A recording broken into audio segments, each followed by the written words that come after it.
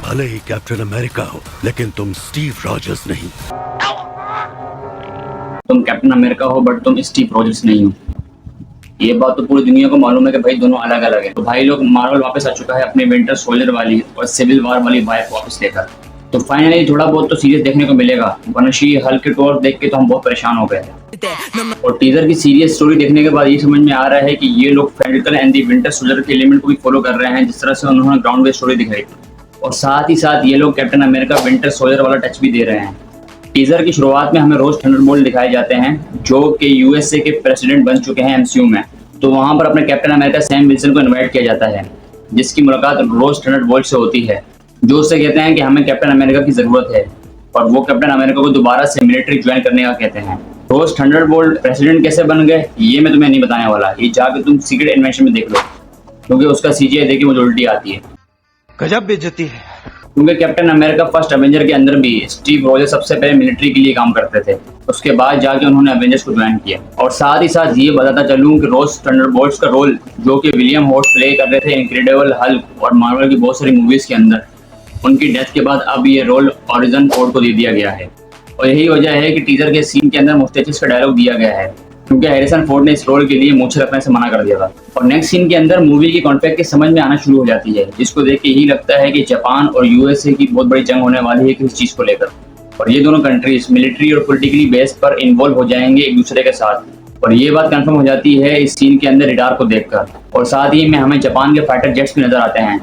Japan के fighter jets USA में घूम रहे हैं, इसका मतलब इस मूवी के अंदर ये कुछ बड़ा दिखाने वाले हैं, कुछ तो होने वाला है। और आगे जाके ये कन्फ्लिक्ट समझ आना शुरू हो जाती है कि आखिरकार वो चीज क्या है जिसकी वजह से यूएसए वाले और जापान वाले लड़ रहे हैं। और वो चीज है ये, मैं बात कर रहा हूँ इंटरनेशनल मूवी के लास्ट सीन की, जिसके एंड में हमने देखा था कि किस तरह से टाइमर अर्थ की सरफेस पे आ जाता है। और इसी टाइमर को हम मिसाइल वाले सीन में देख सकते हैं कि किस तरह से बैकग्राउंड में उस सेलेस्टियल का हाथ नजर आ रहा है। और यही वजह मूवी का प्लॉट होने वाली है, क्योंकि इसमें से निकलता है एडमांटियम। ये वही एडमांटियम है जो कि वुल्वरीन के शरीर में पाया जाता है। और इसी को पाने के लिए यूएसए और जापान की जंग होगी, जिसमें फंस जाएगा अपना बेचारा सैम विल्सन। और यही वजह है कि सैम विल्सन इन दोनों के बीच में खड़ा होकर इनको दे रहा होता है इज्जत। थोड़ा डार्क हो गया था क्या? और इसके बाद एंट्री होती है जैंकाइल डेस्पासितो की, जिसको आप जियान भी बोल सकते हैं। जियान है आप? जी हाँ, इनका नाम जियान डेस्पासितो भी है। इनको अभी मार्वल वालों ने कॉमिक से उठाकर एमसीयू में पटक दिया है अपनी पेश करने के लिए।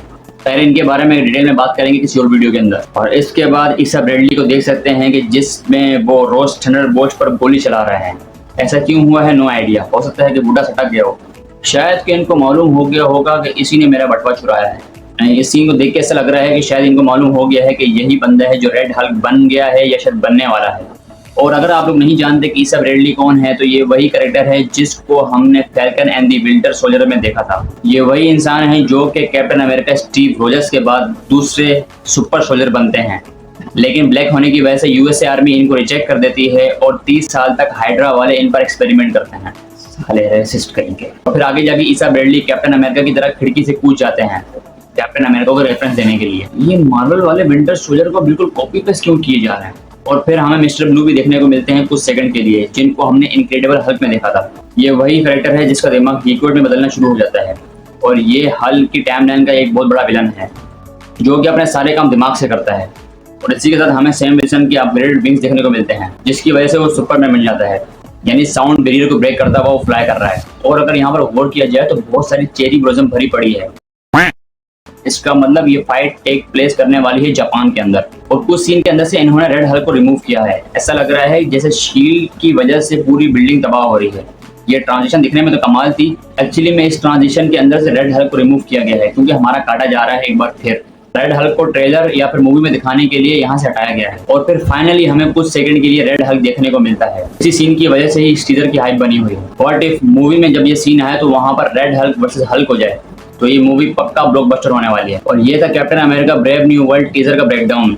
आगे और ट्रेलर आएंगे तो उनका भी ब्रेकडाउन करेंगे। अगर वीडियो अच्छी लगी तो लाइक, कमेंट, शेयर और सब्सक्राइब करना। मिलते हैं नेक्स्ट वीडियो में।